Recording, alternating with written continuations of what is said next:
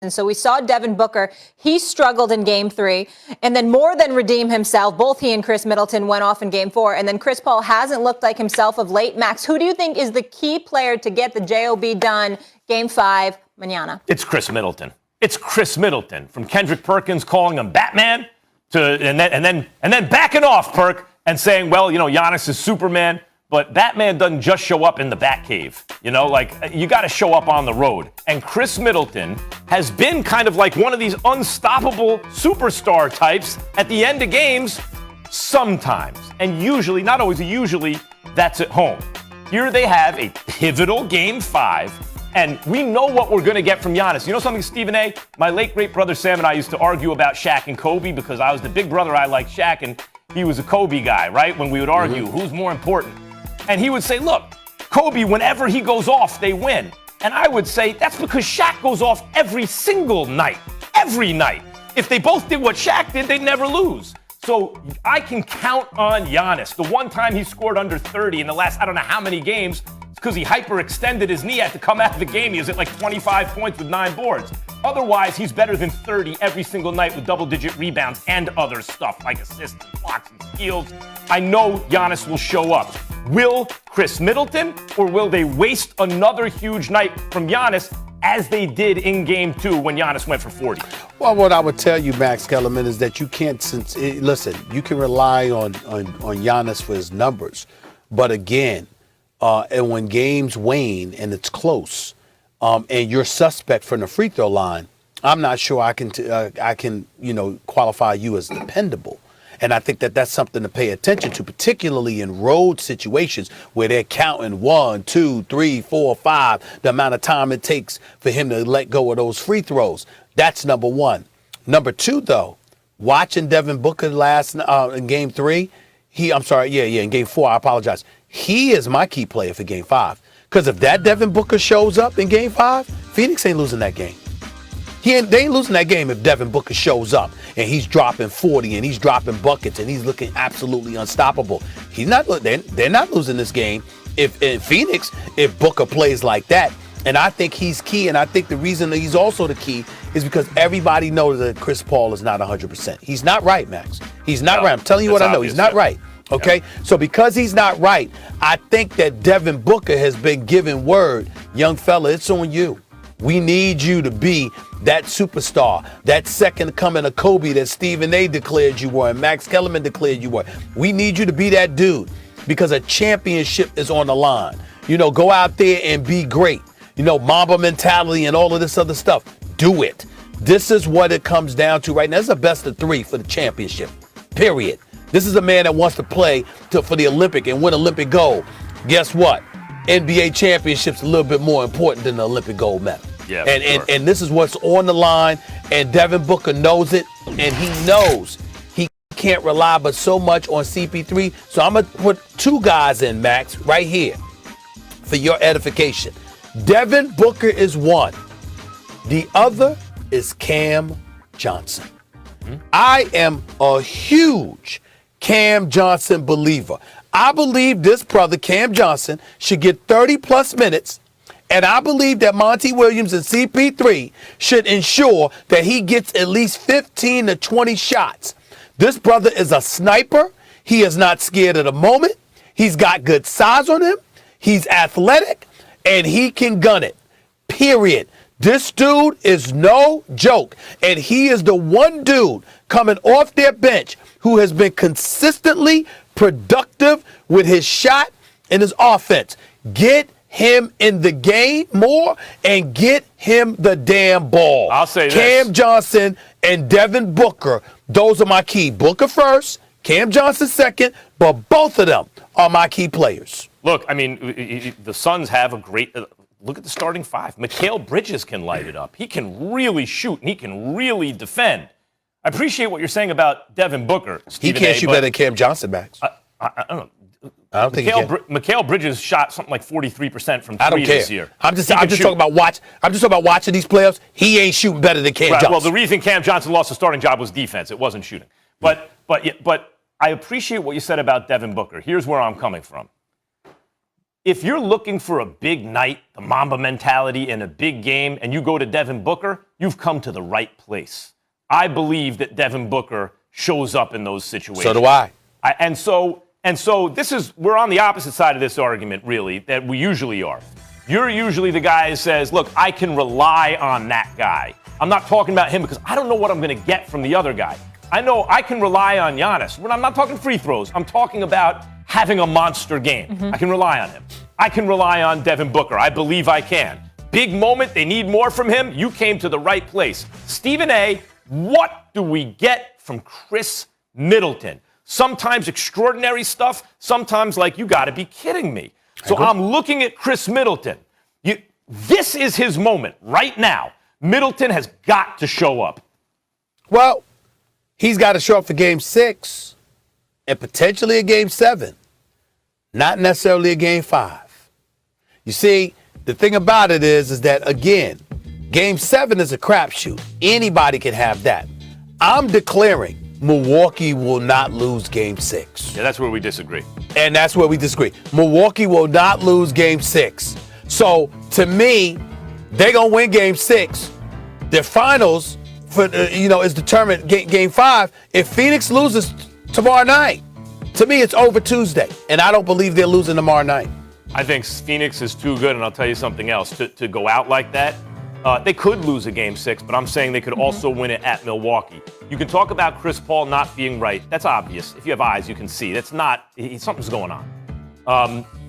If Chris Paul's back is to the wall, though, if he has anything left at all and he has to go on the road to a Game 6 in Milwaukee, and he knows his team came very close in Game 4, I believe Chris Paul will have the game of his life. Like, he'll find whatever reservoir of strength or whatever he needs to get it done. That doesn't mean they win. You can play valiantly and still lose, but I would not count the Suns out of a Game 6 in Milwaukee.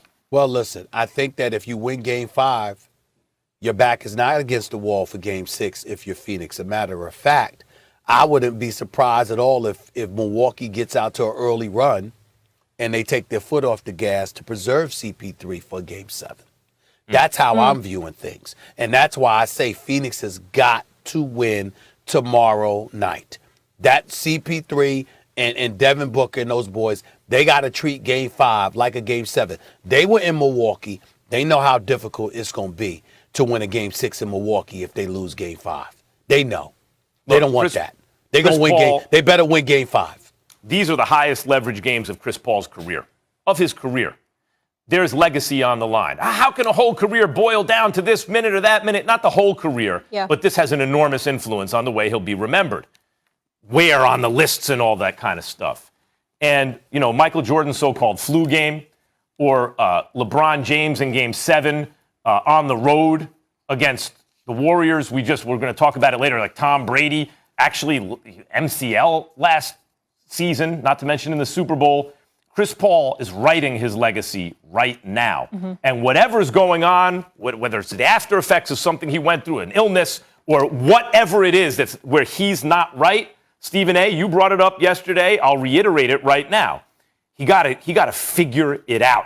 Either Game 5, Game 6, or if there is a Game 7, because he's writing the script now. Sure, sleeping in his own bed will help him. But to bolster that point about Game 5s being pivotal, when they're tied 2-2 in a series, Game 5, teams go on to win 72% when they win Game 5, ultimately winning the series. So that's just how important that game is. We'll keep it moving, guys. From one team in Wisconsin to another, talking all things Packers next, and how Aaron Rodgers leaving would ripple affect the franchise and league. Plus, just who is the most... What a block from Giannis! In my opinion, the best block of all time. Obviously we're a little biased. I say excuse my language, but it was one of those moments. I thought I was going to get dunked on, to be honest with you. It's about as impressive as you can get. Chris Paul falls down and lost the ball. Middleton inside, he banks it home.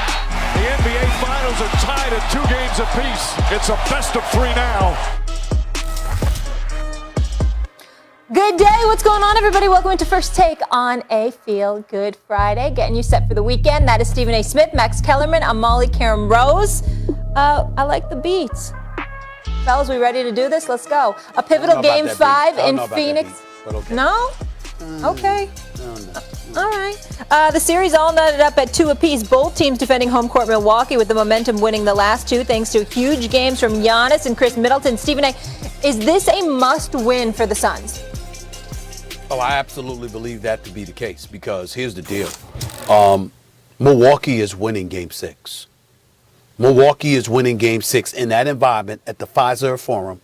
If the Milwaukee Bucks win Game 5 Saturday night, their fans in Milwaukee will be celebrating an NBA championship for the first time since the 70s come Tuesday night.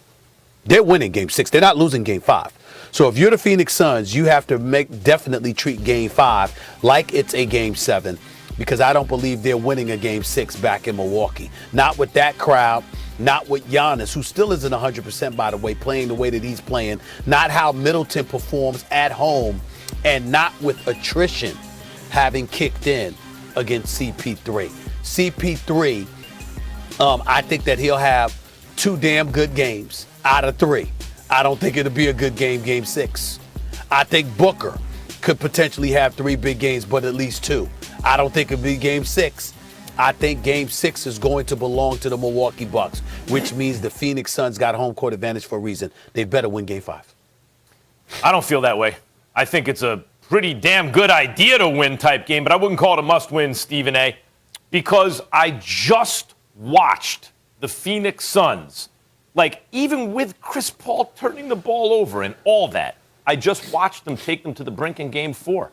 It took one of the greatest plays in the history of basketball, right? And Chris Paul turning the ball over and Middleton going bananas at the end to squeak out a win in Game 4. Why am I to believe that the Suns are incapable of winning Game 6? I have a legitimate question for you, Stephen A., because you've been covering this series. You've been in Phoenix. You've been in Milwaukee. And I'm not talking about the Deer District, right? I get that whole kind of area might be an advantage. I'm talking about in the arena. Do you notice a better home court advantage in terms of the fans for the Bucks than the Suns? I got to tell you, I thought that no one was even on Phoenix's level, to believe it or not, until I went to Milwaukee. I mean, it's all they have, Max. Green Bay's 2 hours away. I mean, the Brewers, I mean, they'll think about the Brewers, as the summer progresses. It's all they have. And to see them be this close to a championship, this crowd in Milwaukee is something special. It's better than Phoenix's. Is it better than Phoenix's home crowd? I'm not going to say better than, but it's on that level. Okay, it's on that level, Max. That's what I thought, because when you watch Phoenix, at least on TV, it's like, whoa, that's a home crowd. That's a home court advantage. And that's my point. You're right about Game 6. That's a tough spot for the Suns to be in if they lose Game 5, have to do that in front of that crowd in Milwaukee. But the same can be said for this Game 5. If I see the Bucks able to overcome the home court advantage of the Suns, and I just saw the Suns come within a whisker of doing that to the Bucks in Game 4, well, I already know that one team can win on the other's home court, and I already know one team can take the other team to the wire. I wouldn't say that the Suns are incapable of winning in Milwaukee. I don't anticipate that Chris Paul will continue to have 1 million turnovers a game. Mm-hmm. And I don't think Devin Booker is going to, look, he lit it up after he had a couple bad games, right? He lit it up. I think they can win in Milwaukee. Well, let me throw this at you, Max, because, you've been to enough sporting events in your life. When you're watching a team and you feel like they missed a moment? Mm-hmm. That's what I feel Phoenix did in Game 4. Devin Booker picks up his 5th foul with about 6 minutes left or so, and he's got to go to the bench, and he's rolling, and he's absolutely unstoppable.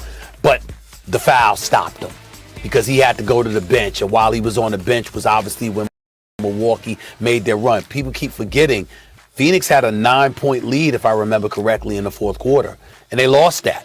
I mean, they were rolling. You had a lead, and on top of it all, Devin Booker couldn't be stopped. He was flowing.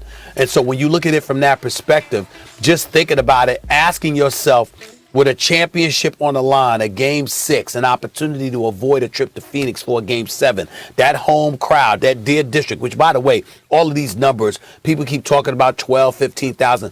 I was told by the Milwaukee Bucks, by a member of the Milwaukee Bucks. It was 25,000 people. It's easy to believe that. I was told it was 25,000 Did it feel that people. way? All right, yes. And so what I'm saying is this. You got 25,000 people outside, and they are rocking, and they're roaring. You got the great Mike Breen, the Hall of Famer that is Mike Breen, literally telling you, this building is shaking after Middleton makes a layup and the and one that wasn't because Devin Booker didn't get called for one of the 4 times he should have fouled out of the game and stuff like that. And Breen is talking about the building is shaking. He ain't lying, Max, because when I was there for Game 3, the building was shaking. I mean, it was pandemonium. It was electric, Sure. man. And I'm just saying, if you are the Milwaukee Bucks and you just warded off Phoenix in Game 4, if you win Game 5, you don't come back and let Game 6 go. I don't believe that happens. Keep in mind, though, I really, really don't. And the home rims are easier for Giannis from the free throw line, it appears, as well. Keep in mind, though, what we were all thinking in that Clippers series. Chris Paul misses the first couple of games, COVID. Yep. Campaign played great. He comes back, but early on in that series, like the Suns might beat, the Clippers might beat the Suns. Not early on. Once the Clippers won a couple games, the Clippers might beat the Suns. In fact, a lot of basketball people were saying that the Clippers would actually win the series. And partly that was because, Stephen A., when Chris Paul got back, after playing the best basketball of his career, which is saying something, he's a first ballot Hall of Famer, against Denver, he slowed up the offense. It wasn't vintage Chris Paul. And at that moment, it was like, Chris Paul's not right. The Clippers are going to knock him out. And what did Chris Paul do? He answered in a Game 6 with one of the best games you will ever see, and they won. So what I'm saying is, in this series, it's up and down. In the last couple series for Chris Paul, but you just said earlier, you believe he doesn't have 3 great games in him, but he can do 2 out of 3, right? They have to either win one game where Chris Paul's not great or win them both when he is. But I think he has enough in the tank to get it done, even if they lose a Game 5. We can't forget about Giannis. And we can't forget about the fact that whether Giannis is struggling from the perimeter or the free throw line, he's still good for 25-plus and double-digit rebounds. His impact is going to be felt, which leads you to believe Phoenix will be in a tight game, even if they bring their A game. The game will still be tight. Because of that is one of the big reasons why I say you've got to win Game 5, because you're not going to win Game 6, because I think Game 6, if it's going to be close, and I think that Milwaukee will be in a position to pull that out if they know they've got a title on the line to avoid a Game 7. I don't like Phoenix's chances if that happens. That's why I say Phoenix, it's a must-win situation Saturday night. Tomorrow night, I'll be there. Yeah. They better win this game. They better win this game, or they're going to be celebrating the title in Milwaukee Tuesday night. It's a very good idea to win it, but I think if the Bucks can beat Phoenix on the road, then the reverse can be true too. One thing I noticed throughout this series, Stephen A., even in Game 4, it seems to me that the Suns move the ball, guys, everyone's touching the ball, and they get easier baskets than the Bucks. The Bucks look like they have to grind and work for everything to me, which tells me that I believe the Suns are actually the better team and they still have home court. Let's focus on specific players.